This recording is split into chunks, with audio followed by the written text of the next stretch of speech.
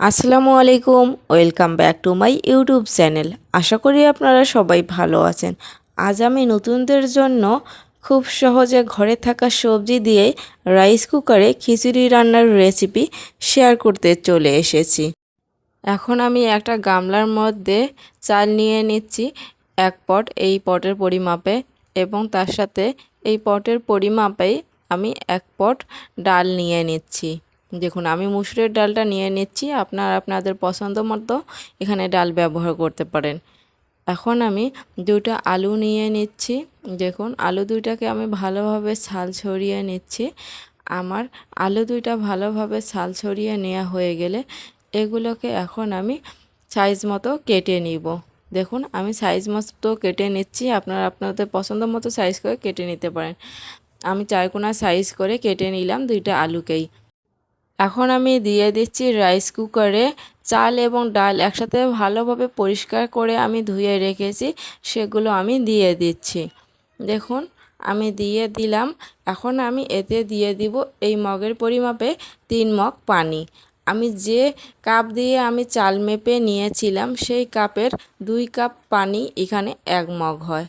তাহলে সেই হিসাবে আমার ভাতের মধ্যে পানি দেওয়া উচিত ছিল 2 মগ, তাহলেই হয়ে যেত। কিন্তু আমি যেহেতু এখানে খিচুড়ি রান্না করতেছি, সেহেতু আমি এখানে সর্বমোট 2 কাপ অথবা 1 মগ পানি আমি বেশি দিচ্ছি। এখন আমি দিয়ে দিচ্ছি কেটে নেওয়া আলুগুলো, ভালোভাবে পরিষ্কার করে নিয়েছি, সেগুলো আমি দিয়ে দিলাম। এখন এর মধ্যে দিয়ে দিচ্ছি পেঁয়াজ বাটা। আমি এখানে যেহেতু কম চাল এবং ডাল ব্যবহার করেছি, এজন্য সব মশলা উপাদানও কম দেব। এবং দিয়ে দিলাম পেঁয়াজ কুচি এবং রসুন বাটা, এবং রসুনের কোয়া কয়েকটা দিয়ে দিলাম আমি। এগুলোকে একটু হালকা করে নেড়ে চেড়ে নিচ্ছি, এবং এরপর দিয়ে দিচ্ছি এখানে আমি মরিচ গুঁড়া। লাল মরিচের গুঁড়াটা আমি ব্যবহার করতেছি এখানে 2.5 চামচের মতো লাল মরিচের গুঁড়া দিয়ে দিলাম। দিয়ে দিচ্ছি হলুদ গুঁড়া 1.5 চামচের মতো।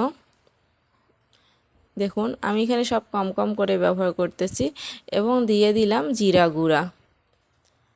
এখন আমি এগুলোকে একটু নেড়ে চেড়ে নিচ্ছি। আমি আবারও বললাম, আপনাদের চাল ডালের পরিমাপ হিসাবে আপনারা মশলাগুলো দিয়ে দিবেন। এখন আমি দিয়ে দিচ্ছি 1.5 চামচের মতো লবণ।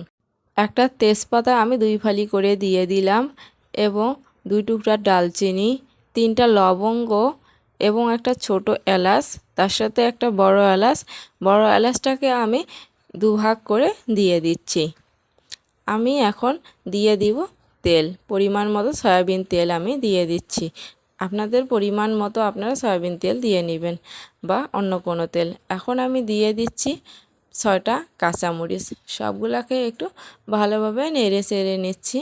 দেখুন, আমার সবগুলা ভালোভাবে নেড়ে চেড়ে নেওয়া শেষ। এখন আমি ঢেকে দিচ্ছি প্রায় 6 থেকে 7 মিনিটের জন্য। তাহলে চলুন 6 থেকে 7 মিনিট পরে ফিরে আসি। আমি ফিরে আসলাম প্রায় 7 মিনিট পরে। দেখুন, আমি এখন এটাকে নেড়ে দেখাচ্ছি। দেখুন, এখনও কিন্তু আমার পানি থেকে গেছে। এর মধ্যে আমি একটু নেড়ে নিলাম যাতে করে তলায় লেগে না যায়। এই অবস্থায় আমি আলু এবং চালটা চেক করে নিচ্ছি আমার কী রকম সিদ্ধ হয়েছে। আমি একটু চেক করে নিচ্ছি। আমার চেক করে নেওয়া শেষ। আমার একদমই সব কিছু পারফেক্টভাবে সিদ্ধ হয়ে গেছে। তবুও আমি 2 মিনিট পরে ফিরে আসতেছি, যেহেতু আমার একটু পানি থেকে গেছে। 2 মিনিট একটু জাল দিয়ে নিচ্ছি। ফিরে আসলাম 2 মিনিট পরে।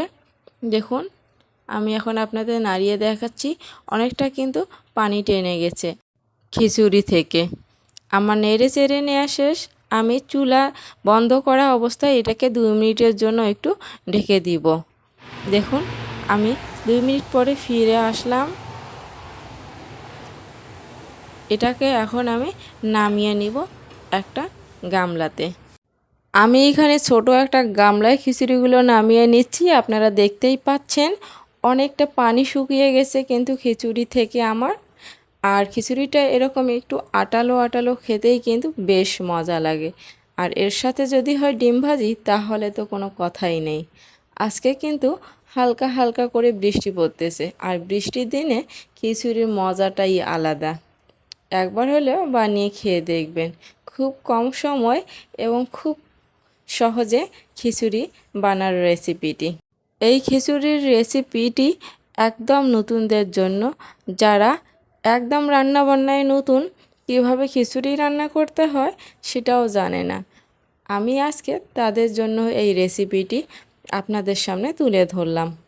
এর পরবর্তীতে আমি অন্য কোনোভাবে এবং আরও বেশি মজাদারভাবে খিচুড়ি কীভাবে রান্না করা যায় সেই রেসিপি আপনাদের সাথে শেয়ার করব। আমার আজকের রেসিপিটি যদি আপনাদের কাছে ভালো লাগে তাহলে প্লিজ লাইক, কমেন্ট এবং শেয়ার করবেন। আর যদি আমার চ্যানেলে নতুন হয়ে থাকেন তাহলে প্লিজ প্লিজ প্লিজ বন্ধুরা আমার চ্যানেলটি সাবস্ক্রাইব করে আমাকে আমার নতুন রেসিপি শেয়ার করতে আগ্রহ জাগাবেন। সে পর্যন্তই আপনারা ভালো থাকবেন, সুস্থ থাকবেন। আগামীতে নতুন কোনো রেসিপি নিয়ে আমি আপনাদের মাঝে হাজির হব। আল্লাহ হাফেজ।